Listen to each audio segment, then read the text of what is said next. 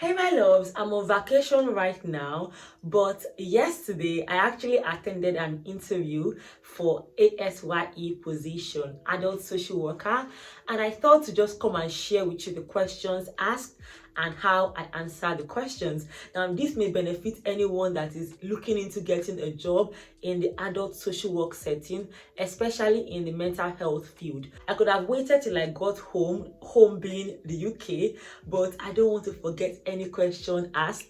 And now that I'm fresh from the interview, let me just tell you how it went and hope yours would also go so well. So I was asked 5 main questions by 3 different people. So it was a panel with 3 different people.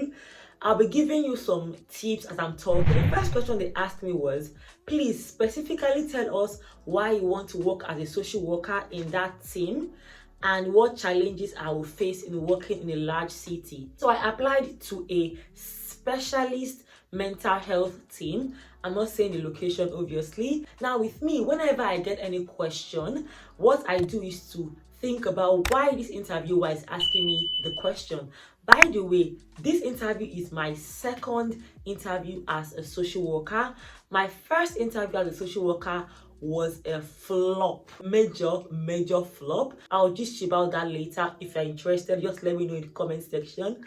But after that major flop, I learned about what to prepare for, because previously I used to prepare for social work interview questions as though I was preparing for support worker interview questions. They are two different things, two different things, like night and day. But for this interview, I was prepared. For that question, I talked about my lived experiences, because they're asking me why I want to work as a social worker in the team. I first talked about why I want to work as a social worker. I talked about my lived experiences. I talked about my interest in mental health and what ignited that interest. I also talked about the council, because it was a council.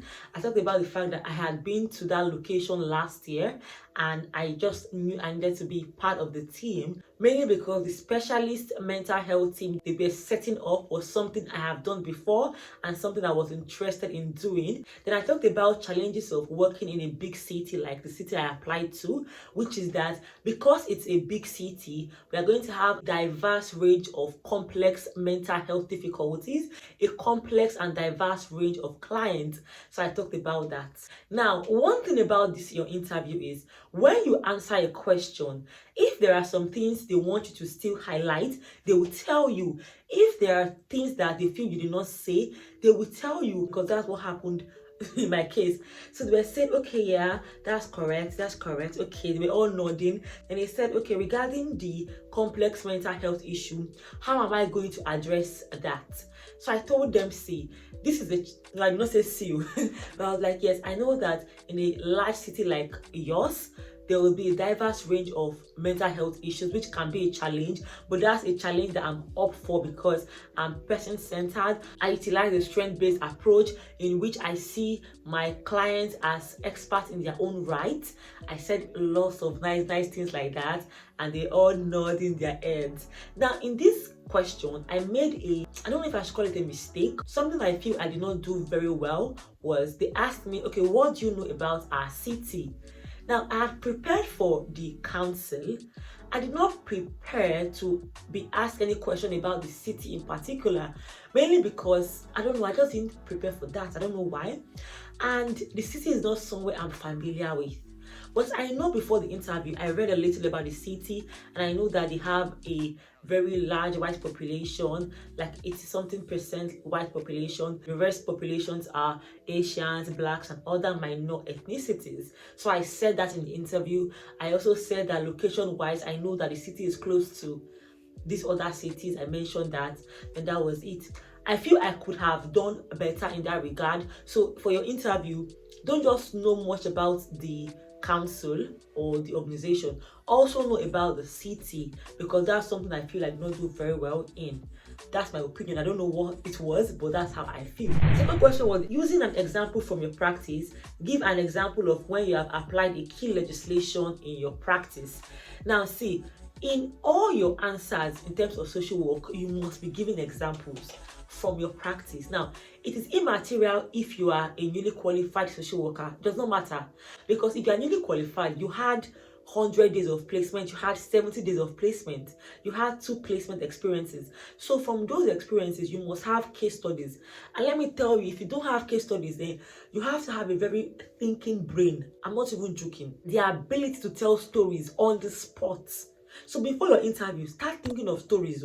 Start thinking of case studies of what you did and talk. So in that question, I talked about how I supported a client that had schizophrenia. I supported them with their mental health. I used the Mental Capacity Act as a key legislation I used. Obviously, using that act, I talked about the 5 principles of the MCA, which are presumption that a person has capacity, ensuring that you use all practical steps to encourage people to make their own decisions, not judging someone as being unable to make a decision because they made an unwise decision. If you see that they have no capacity, ensuring that you use the least restrictive measure, and finally, ensuring that whatever decision you make is in their best interest. I also talked about the other capacity test, which is that are these people able to understand the decision being made? Are they able to retain the information? Are they able to use or weigh up that information? Are they able to communicate that decision? Now, if you're a social worker, you would know what I'm talking about. Now, I talked about the fact that for this client, when I was supporting them, it was clear from this capacity test that they did not have capacity.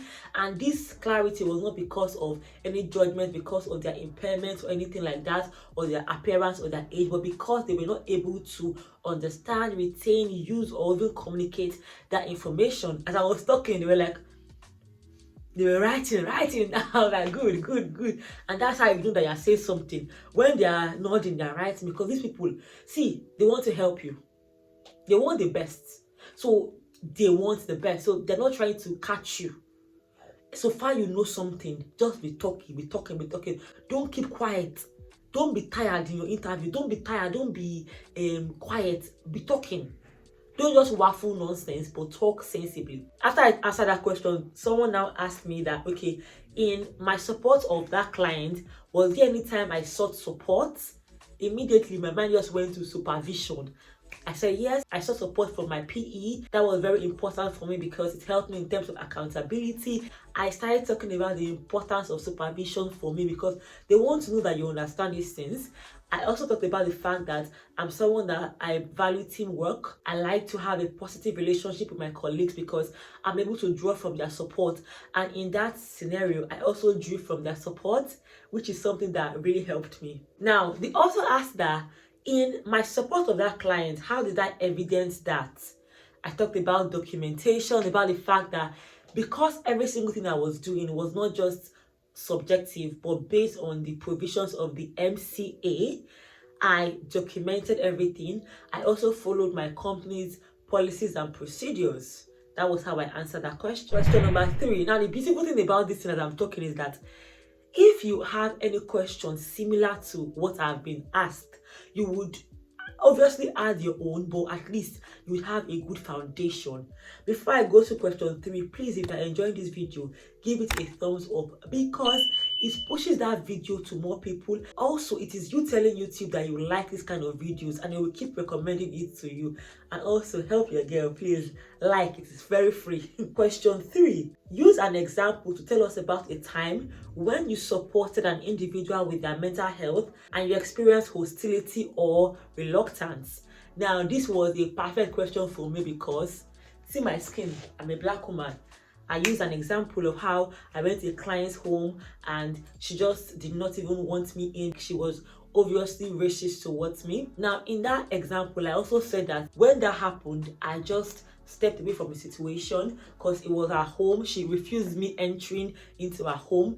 I stepped away from the home because her informed consent is very important. Then the next day, I put a phone call through to her to apologize for maybe coming into her home, to also explain the reason why I came into her home, even though obviously she would have already known the purpose, but I'll still go ahead to explain to her.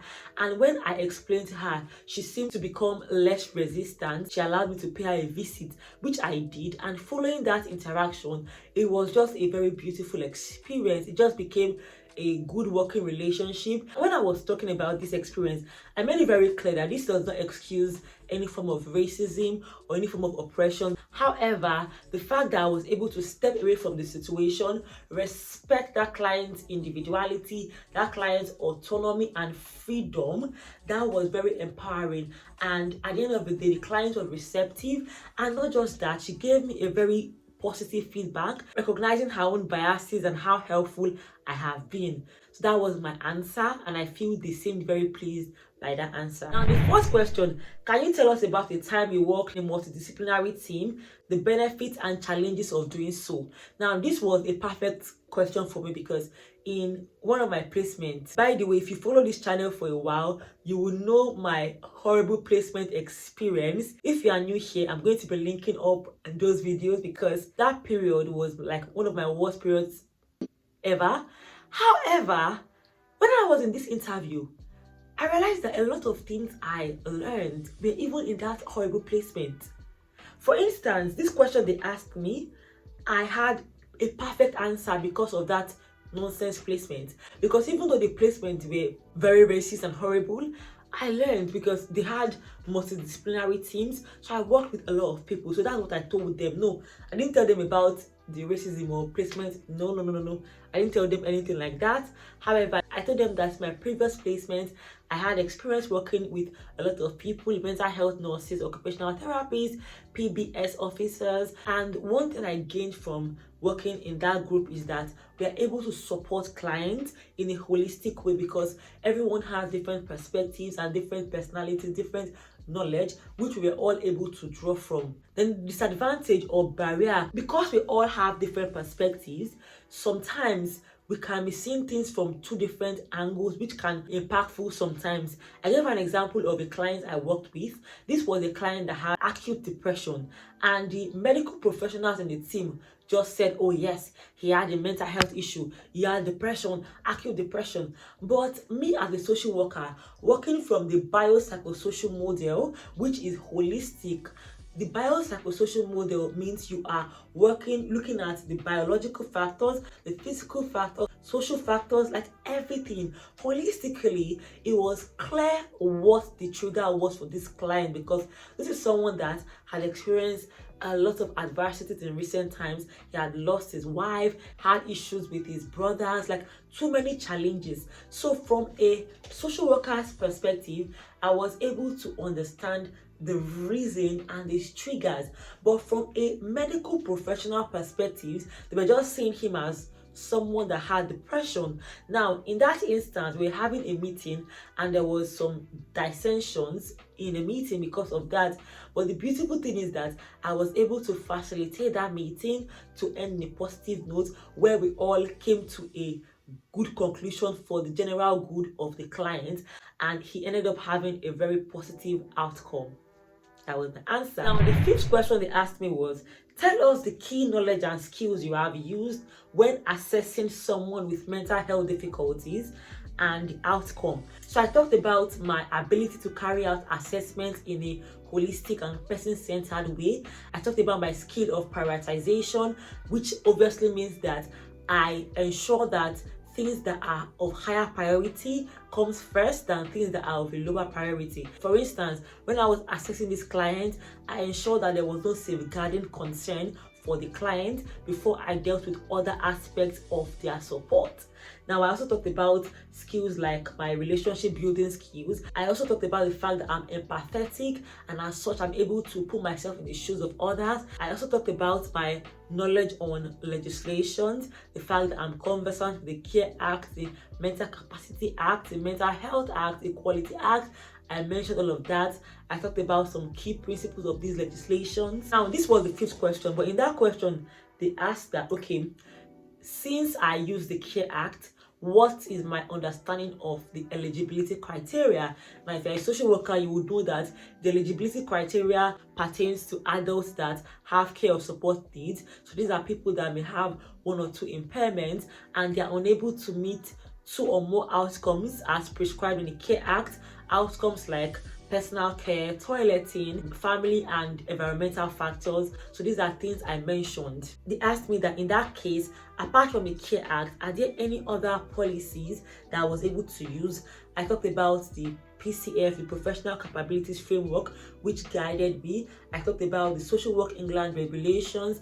I talked about the policies and procedures in my organization. Because for that question, they were not asking me for other legislations apart from Care Acts. They were like, no, just the Care Act, but are there any other codes of practice you use? And that's what I said. Then the last question, which was my question to them, was, do you have another question? My question to them was about career progression, like what's the career progression for the role? And they said, okay, it's an ASYE position for a fixed term of 1 year, then with the opportunity to progress if that works. Now, when they said that, deep down I was not really pleased because that's not what I'm looking for.